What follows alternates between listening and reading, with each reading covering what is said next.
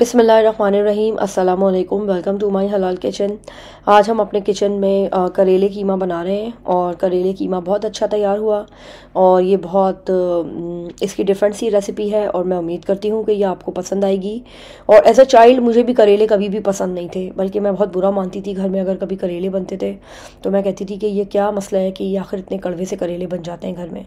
लेकिन अब मुझे करेले बहुत ज़्यादा पसंद हैं और मैं आपको एक ऐसी टिप्स दूँगी कि इनको फॉलो करते हुए आपके करेले बिल्कुल भी कड़वे नहीं होंगे और ये आपको बहुत अच्छे लगेंगे। वैसे भी ये बहुत हेल्दी रेसिपी है और सब्जियां खाना जो है वो हेल्थ के लिए बहुत अच्छा है। रमज़ान आने वाले हैं तो बेहतर है कि अपने डाइट प्लान को आप थोड़ा थोड़ा सा चेंज करना शुरू करें। फ्राइड चीज़ें थोड़ी सी कम और सब्जियां थोड़ी सी ज़्यादा। बस इसीलिए हम थोड़ी सी सब्जियां आजकल घर में बना रहे हैं, जो कि हमने सोचा कि क्यों ना इसकी रेसिपीज़ आपके साथ शेयर किए जाएँ। तो सबसे पहले 1/4 कप तेल में हमने करेलों को फ्राई कर लेना है। करेले फ्राई करने से पहले हमने इसको छील लिया था और छीलने के बाद हमने इसको बारीक बारीक काट लिया था। काटने के बाद हाफ़ एन आवर के लिए मैंने इसके ऊपर 2 टीस्पून के करीब नमक लगाकर इसे छोड़ दिया था। आधे घंटे के बाद मैंने करेलों को खूब अच्छी तरह से धो लिया।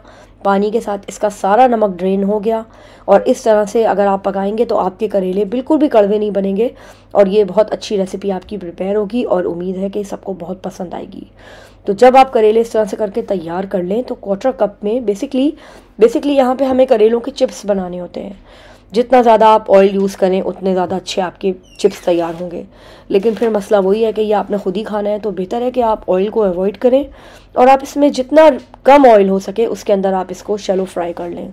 तो मैंने 1/4 कप के करीब तेल में ये जो करेलों के स्लाइसेस हमने काट के रखे थे इसको हम फ्राई कर लेंगे और जब ये 80% तक फ्राई हो जाएंगे तो हम इसके अंदर एक प्याज बारीक बारीक स्लाइस करके वो भी आप इसके अंदर डाल दें। अब ये बहुत अच्छे और बहुत क्रिस्पी से चिप्स आपके प्रिपेयर हो जाएंगे। इसको अब आप साइड में रख लें। उसी पतीली में थोड़ा सा और ऑयल लेके मैंने जिंजर गार्लिक डाल दिया था। 1 to 2 स्पून, डिपेंड करता है कि आप कितनी क्वांटिटी बना रहे हैं। मेरे पास ये 700 ग्राम से करीब कीमा था या 700 to 800 ग्राम्स होगा। 1 किलो से कम था कीमा। और करेले थे मेरे पास ये मेरा ख्याल से 600 to 700 ग्राम्स ही करेले भी होंगे। बराबर की क्वांटिटी थी दोनों चीज़ों की। तो बस जब ये जिंजर गार्लिक के पेस्ट का कलर थोड़ा सा चेंज हो जाए तो फिर कीमा हमने इसके अंदर ऐड कर दिया था। और मैं जब भी कीमा बनाती हूँ मैं उसको बहुत अच्छी तरह से धोती हूँ। इसको मैं कम्प्लीटली वॉश करती हूँ। कीमे में कोई भी खून नहीं होना चाहिए, क्योंकि अगर कीमे में खून होगा, आप कीमे को अच्छी तरह से नहीं धोएंगे तो उसके अंदर एक अजीब सी स्मेल होगी और खाने वाला बंदे को अलग ही पता लग जाएगा कि आपकी कुकिंग में कोई ना कोई प्रॉब्लम है। तो सिर्फ इस प्रॉब्लम को अवॉइड करने के लिए आपने इसको बहुत अच्छी तरह से धोना है। मैंने इसको इतना धोया कि कीमे का कलर रेड से वाइट हो गया। अब मसालों में 1 टीस्पून ज़ीरा है, हाफ़ टीस्पून लाल मिर्चें हैं, नॉर्मल लाल मिर्चें, और 1 टीस्पून कुटी हुई लाल मिर्चें हैं, 2 से 3 काली इलायची है, लौंगे काली मिर्चें ले लें, 5 से 6 हल्दी ले लें अपने आप, हाफ़ टीस्पून हल्दी ले लें, और 1.5 टीस्पून मैंने इसके अंदर ज़ीरा पाउडर डाला था और 1.5 टीस्पून मैंने इसके अंदर कोरिएंडर पाउडर भी डाला था। ये सारी चीज़ें डालकर आप कीमे को अच्छी तरह से भून लें और कीमे में से पानी तो खूब निकलेगा, क्योंकि हमने कीमे को धोया है। वैसे हमने कीमे को ड्राई कर लिया था, लेकिन फिर भी उसके बाद भी इसके अंदर काफ़ी पानी मौजूद था, जो कि अब हम चूल्हे पर यहाँ पे ड्राई कर लेंगे। जब कीमे का पानी अच्छी तरह से देखें कम्प्लीटली ड्राई हो गया है यहाँ पर, अब आप इसको चेक करें, इसमें कोई भी पानी नहीं है, ऑयल थोड़ा थोड़ा सा अलग हो रहा है। और कीमे में मैंने बहुत ज़्यादा ऑयल नहीं डाला क्योंकि ऑलरेडी हम करेले फ्राई करते हुए इसमें तेल डाल चुके थे। तो बस अब हमने जब इसका पानी कम्प्लीटली ड्राई कर लिया है तो हम इसके अंदर हाफ़ कप के करीब दही डालेंगे और दही डालने के साथ आप अगर छोटा टमाटर है आपके पास तो आप 1 से 2 डाल दें। स्लाइसेस में काट लें टमाटर और डाल दें। मैंने यहाँ पे साबुत टमाटर इसलिए डाला है क्योंकि ये फ्रोज़न टमाटर था और अगर मैं इसके स्लाइसेस करती तो फिर मुझे बहुत ज़्यादा देर लग जाती।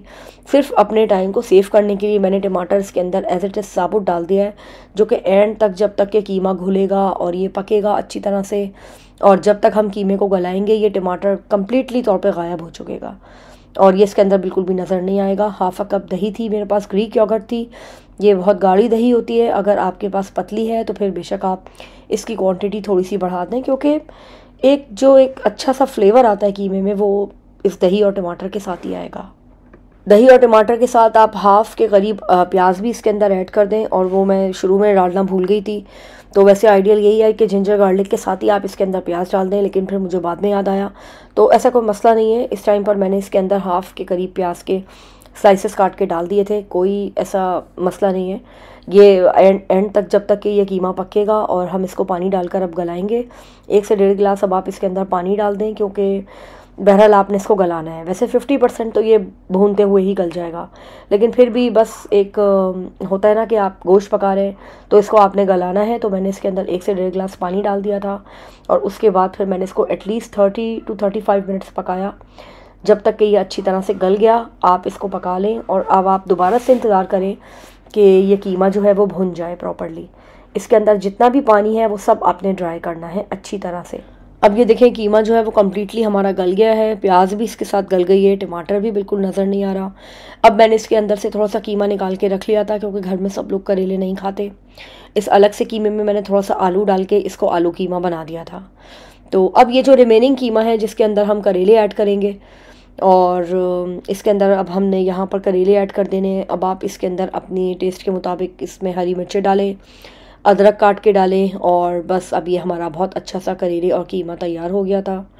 अब आप देख लें इसका टेक्सचर, इसकी आप लुक देख लें कि कैसा लग रहा है। ये खाने में बहुत मज़ेदार था और इसी बहाने से आपको सब्ज़ियाँ खाने को मिलेंगी। और इस रेसिपी को आप ज़रूर ट्राई करें और आप अपना फ़ीडबैक हमें कमेंट सेक्शन में ज़रूर दें कि आपको ये रेसिपी कैसी लगी। तो थोड़ा सा मुझे इसके अंदर नमक कम लग रहा था, अब आप चेक कर लें। यहाँ पे अगर आपको नमक कम लग रहा है तो नमक डाल दें। क्वार्टर लेमन का जूस भी मैंने इसके अंदर डाला था, उससे एक बहुत अच्छा और बहुत रिच सा फ्लेवर आ जाएगा आपके करेले और कीमे में। और बेसिकली ये है मेरी फैमिली रेसिपी है, इसी तरह से हम करेले कीमा बनाते हैं और ये सबको बहुत अच्छा लगता है। हरी मिर्चें खुल के डालें, आपने हरी मिर्चें डालने में कोई भी कंजूसी नहीं करनी। मैंने यहाँ पे बारीक वाली साबुत हरी मिर्चें और मोटी वाली हरी मिर्चों को बारीक काट कर डाला था। और मैं उम्मीद करती हूँ कि ये रेसिपी आपको पसंद आएगी और आप इस रेसिपी को ज़रूर पका के चेक करेंगे और अपना फ़ीडबैक हमें कमेंट सेक्शन में ज़रूर देंगे। माई हलाल किचन को सब्सक्राइब करें, हमारी रेसिपीज़ को अपने फ्रेंड्स और फैमिली मेम्बर्स के साथ शेयर करें।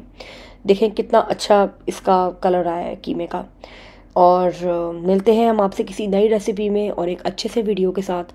जब तक के लिए आप माई हलाल किचन को इजाज़त दें। अल्लाह हाफिज़।